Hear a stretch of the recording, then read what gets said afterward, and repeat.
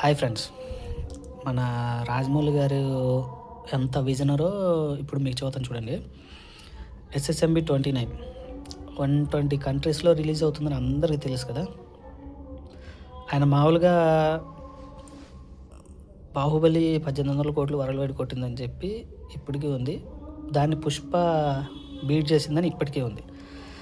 ఆయన విజన్ ఎట్టుందంటే ఇప్పుడు 120 కంట్రీకి హీనంగా 50 కోట్లు వచ్చినా 120 into 50 6,000 వరల్డ్ వైడ్ 6,000 కోట్లు వస్తాయి ఆ ఒక్క సినిమాకి. మనం మామూలుగా 200-300 కోట్లు వస్తేనే హిట్ అది.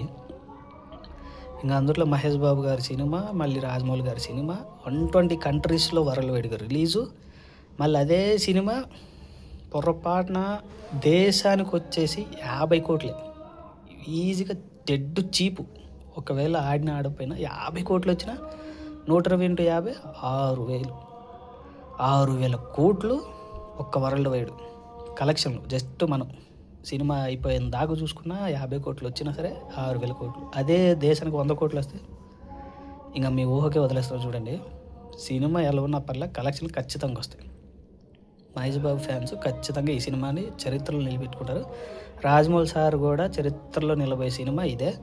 దీన్ని బీట్ చేయాలి అంటే మీరు 120 దేశాలు కాదు, ప్రపంచంలో ఎన్ని దేశాలు ఉన్నాయి అన్ని దేశాలకి వచ్చే సినిమాలన్నీ ఒప్పుకుంటే తప్ప ఈ సినిమాని బీట్ చేయలేరు.